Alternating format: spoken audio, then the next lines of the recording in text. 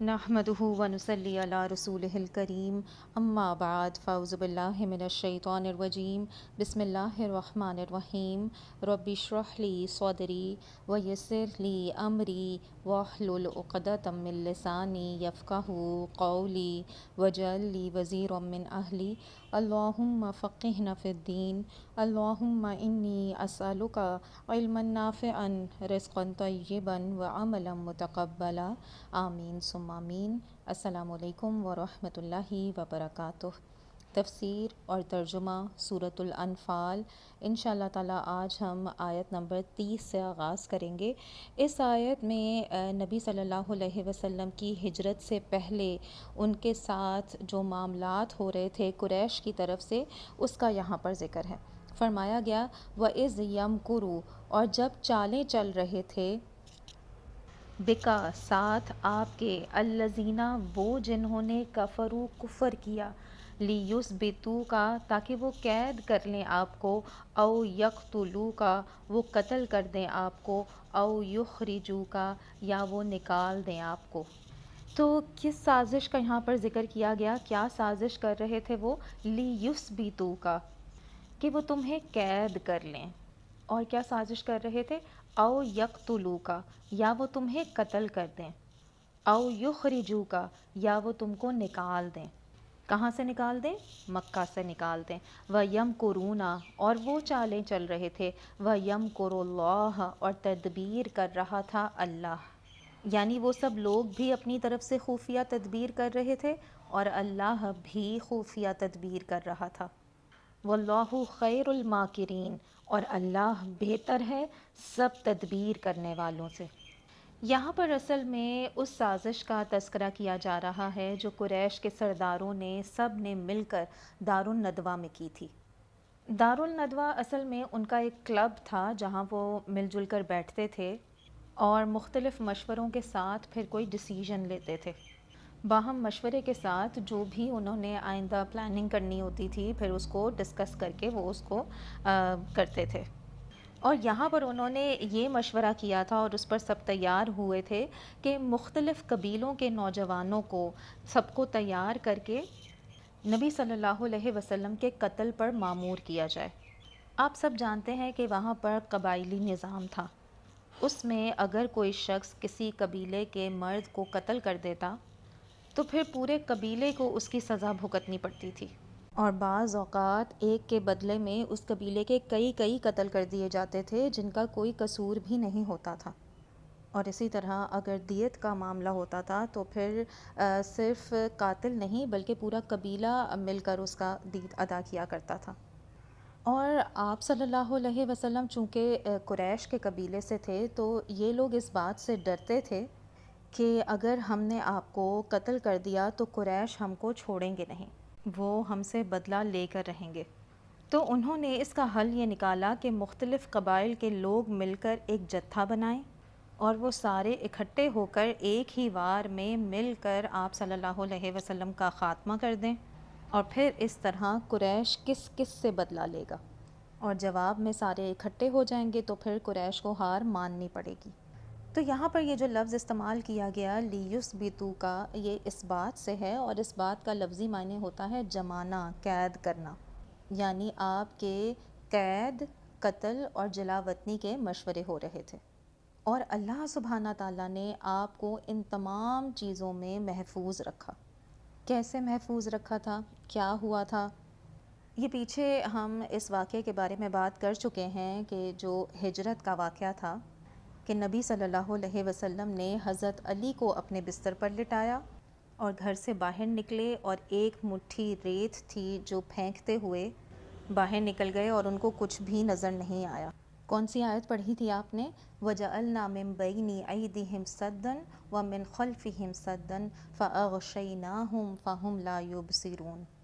یہ پڑھ کر آپ باہر نکلے اور کوئی بھی آپ کا کچھ نہ بگاڑ سکا، اور آپ مکہ سے مدینہ پہنچ گئے۔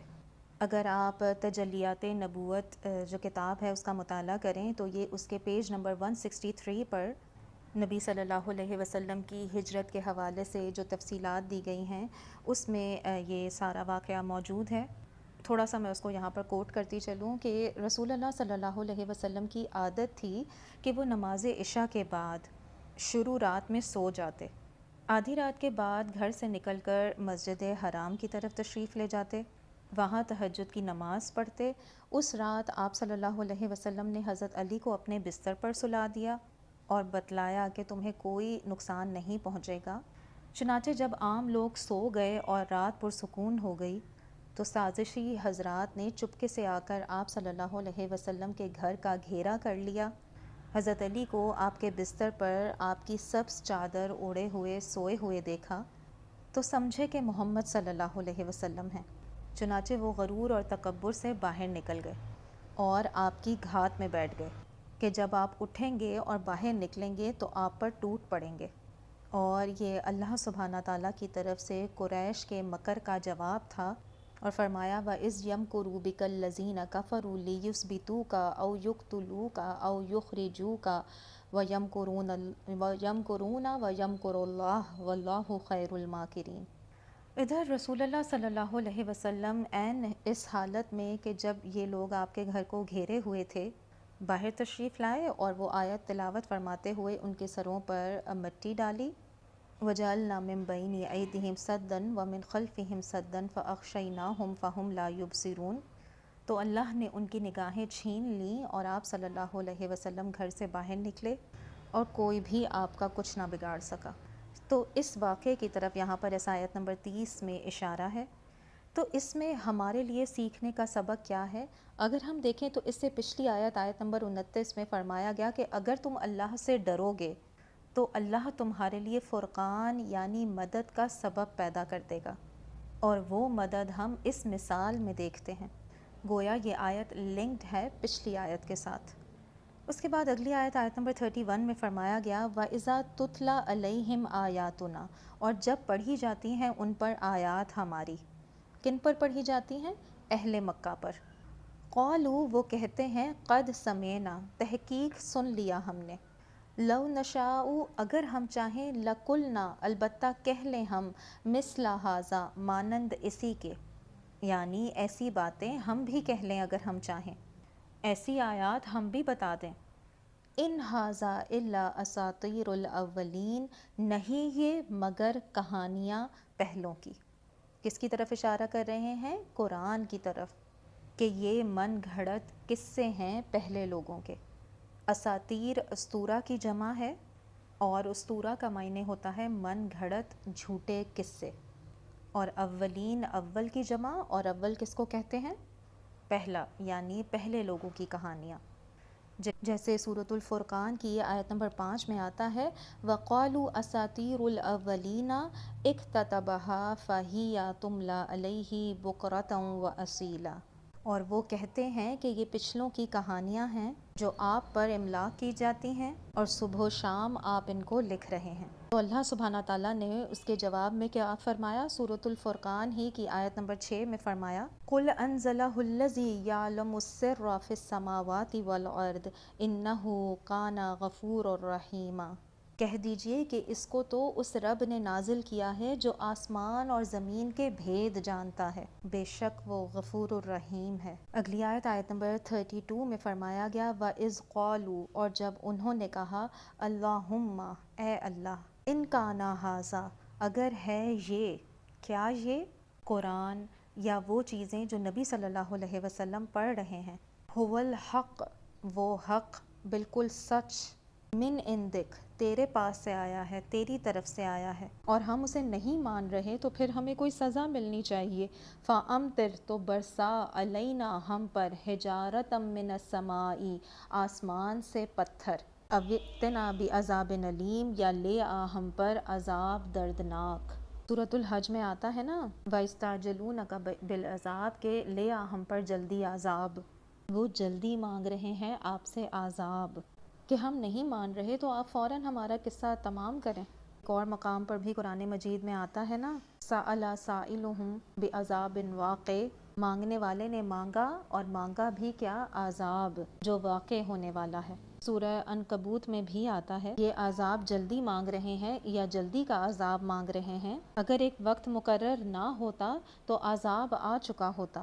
کیونکہ تمہیں جینے کا ایک وقت دیا گیا ہے، تمہاری ایک مدت ہے، تو بیسیکلی اس مدت تک تمہیں مہلت دی جا رہی ہے، اس لیے تم انتظار کرو۔ اور پھر فرمایا کہ وہ آئے گا اور اچانک آئے گا، ہم لا یشعرون، اور ان کو پتہ بھی نہیں چلے گا۔ اور یہ مطالبے بارہا ہم دیکھتے ہیں کہ قرآن مجید میں کئی بار ان کے سامنے آتے ہیں۔ ایک اور مقام پر آتا ہے کہ یا رب یوم الحساب سے پہلے پہلے جلدی ہمیں ہمارا حصہ دے دے۔ کس چیز کا؟ عذاب کا۔ اسی طرح سورہ شعراء میں آتا ہے کہ یا اللہ تو ہم پر آسمان سے کوئی ٹکڑا گرا، آسمان کا ٹکڑا ہمارے سر پر گرا اگر تم سچوں میں سے ہو۔ تو آپ دیکھیں کہ اصل میں یہ ساری باتیں تکبر، گھمنڈ، نفرت میں کرتے ہیں، اپنے آپ کو بڑی چیز سمجھتے تھے، اور انکار کرنے کے بعد جب ان کو کوئی نقصان اور تکلیف نہیں پہنچتی تھی تو اور زیادہ اکڑتے تھے اور کہتے تھے کہ دیکھو ہم جو کچھ کر رہے ہیں بالکل ٹھیک کر رہے ہیں، کیونکہ اگر ہم غلط ہوتے تو اب تک ہم پر عذاب آ چکا ہوتا، اور نہیں آیا تو پھر ابھی جلدی لے آؤ۔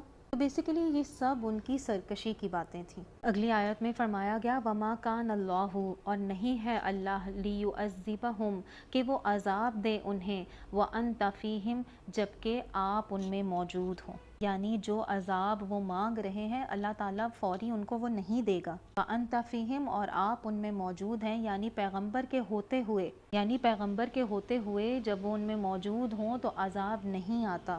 عذاب کب آتا ہے؟ جب پیغمبر اور اہل ایمان اس بستی سے نکل جاتے ہیں۔ وما کان اللہ معذبہم، اور نہیں ہے اللہ ان کو عذاب دینے والا، وہم یستغفرون، جبکہ وہ استغفار کر رہے ہوں، یعنی جب تک کوئی قوم اللہ سے استغفار کرتی ہے، معافی طلب کرتی ہے، گناہوں کی معافی مانگتی ہے، تو اللہ کی طرف سے اس پر عذاب نہیں آتا۔ تو یہ جواب دیا گیا ان کے مطالبے کا جو وہ عذاب کا کیا کرتے تھے۔ کیا جواب ہے؟ کہ ابھی عذاب نہیں آئے گا، کیونکہ دو چیزیں موجود ہیں، ایک استغفار اور پیغمبر۔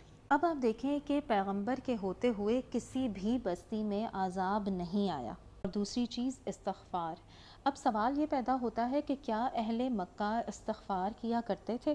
اس کے بارے میں بعض روایات میں آتا ہے کہ جب وہ طواف کیا کرتے تھے تو اس وقت غفرانہ کا لفظ بولتے تھے، اور دوسرے معنی یہ ہے کہ بستی میں جو اہل ایمان موجود ہیں وہ استغفار کر رہے ہیں، وہ معافی طلب کر رہے ہیں، ان کے استغفار کی وجہ سے تم پر سے بھی عذاب ہٹا ہوا ہے۔ تو یہ مراد ہے یہاں پر۔ اگلی آیت میں فرمایا گیا وَمَا لَهُمْ، اور کیا ہے انہیں، اللہ يُعَذِّبَهُمُ اللَّهُ، کہ نہ عذاب دے ان کو اللہ، یعنی کیا عذر ہے، کیا بات ہے کہ ان کو عذاب نہیں دے رہا اللہ۔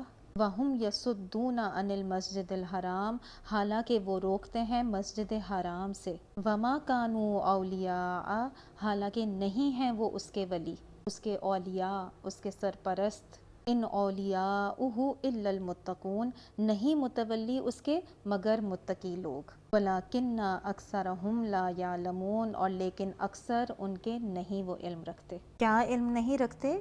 کہ مسجدوں کی ولایت دراصل متقی لوگوں کا کام ہے، اور تقوی کے علاوہ اگر کوئی مسجد کو بھی سنبھالے بیٹھا ہو تو محض کسی مسجد کی دیکھ بھال اس کو کسی بھی مصیبت، مشکل، عذاب سے نہیں بچا سکتی اگر اس کے اندر خدا کا خوف نہیں ہے۔ اور قرآن پاک میں سورہ توبہ کی آیت نمبر 17 اور 18 میں یہ بات مزید واضح کر دی گئی، ما کان للمشرکین ان یعمروا مساجد اللہ شاہدین علی انفسہم بالکفر اولئک حبطت اعمالہم وفی النار ہم خالدون۔ کسی مشرک کے لیے یہ جائز نہیں کہ وہ اللہ کی مسجدوں کو آباد کرے اس حال میں کہ وہ اپنے خلاف کفر کی گواہی دے رہے ہیں، یعنی کفر کی حالت میں ہیں۔ اولئک حبطت اعمالہم، ان لوگوں کے اعمال ضائع ہو گئے، وفی النار ہم خالدون، گویا اگر کوئی شخص شرک کر رہا ہے، کفر کر رہا ہے، اور اس کے ساتھ وہ مسجد کی اتھارٹی میں مامور ہے، مسجد کی خدمت میں مامور ہے، تو مسجد کی خدمت اس کو کسی سزا سے نہیں بچا سکتی۔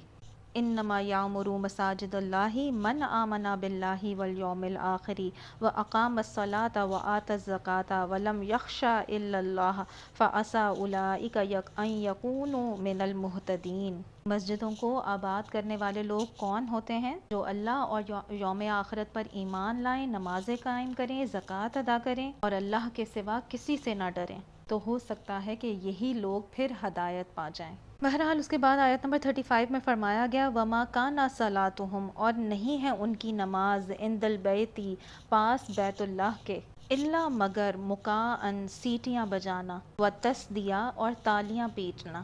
اہل مکہ اپنے آپ کو دین ابراہیمی پر قرار دیتے تھے، اور اسی وجہ سے وہ طواف بھی کرتے تھے، حج بھی کرتے تھے، نمازیں بھی پڑھتے تھے، لیکن ان کی نمازیں کیا تھیں؟ اب کھیل تماشا بن چکی تھیں۔ طواف کرتے ہوئے وہ اللہ کا ذکر کم کرتے، شور شرابہ اور ہنگامہ زیادہ کرتے، اور اس ہنگامے میں خاص طور پر کن دو چیزوں کا ذکر کیا گیا؟ سیٹیاں بجانا اور تالیاں پیٹنا۔ اور یہ دونوں چیزیں کس بات کی علامت ہیں؟ تفریح کی، یعنی انہوں نے دینی عبادات اور شاعر کو بھی ایک تفریح کا ذریعہ بنا لیا۔ یہاں پر یہ جو لفظ استعمال کیا گیا مقا، یہ میم کاف واو سے ہے، پرندوں کا سیٹی بجانا۔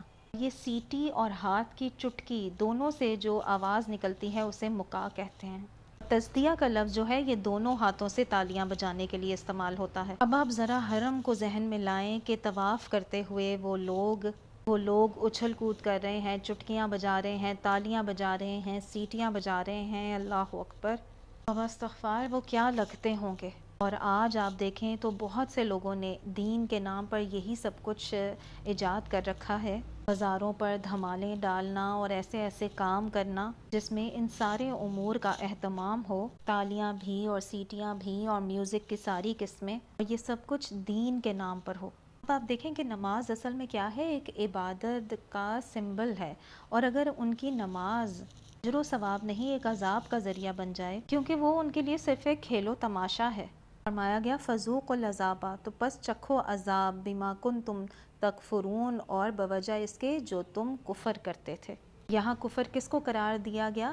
کہ دین کے اصل شعائر کو اگنور کر کے من مانے طریقے سے ایسے طریقے کی بات کی جا رہی ہے جس کا اللہ نے حکم نہیں دیا۔ ایک اور طرف بھی یہاں پر اس بات کی طرف اشارہ کیا جا رہا ہے کہ نبی صلی اللہ علیہ وسلم نا جب لوگوں کو قرآن کی تلاوت کر کے سنایا کرتے تھے تب بھی ان لوگوں کا طریقہ کار یہی ہوتا تھا۔ فرمایا گیا قرآن مجید میں کہ کافر کہتے ہیں کہ یہ قرآن مت سنو اور اس میں شور مچا دو، اور یہ شور کیسے مچاتے تھے کہ ادھر آپ لوگوں کو قرآن سنا رہے ہوتے تھے اور ادھر ایک ہنگامہ برپا ہو جاتا تھا، آوازیں کس رہے ہوتے تھے، ہنس رہے ہوتے تھے، ٹھٹھے مار رہے ہوتے تھے، تالیاں بجا رہے ہوتے تھے۔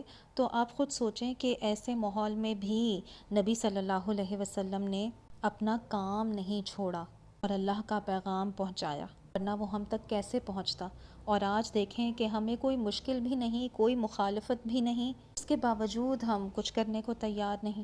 یاد رکھیں کہ عبادت نام ہے اصل میں تقویٰ کا، اللہ کے خوف کا، اللہ کے خوف سے اس کے آگے جھکنے کا۔ اللہ سبحانہ تعالیٰ سے دعا ہے کہ وہ ہمیں اپنا تقویٰ نصیب فرمائے، ہمیں متقین لوگوں کی صف میں شامل فرمائے، اور ہمیں ہر قسم کی لغویات سے اور بدعتوں سے بچا کر رکھے۔ آمین ثم آمین۔ ربنا لا تزغ قلوبنا بعد اذ ہدیتنا وہب لنا من لدنک رحمہ انک انت الوہاب۔ سبحانک اللہم وبحمدک نشہد ان لا الہ الا انت نستغفرک ونتوب الیک۔ سبحان ربک رب العزۃ عما یصفون وسلام علی المرسلین والحمد للہ رب العالمین۔ آمین ثم آمین۔ السلام علیکم ورحمۃ اللہ وبرکاتہ۔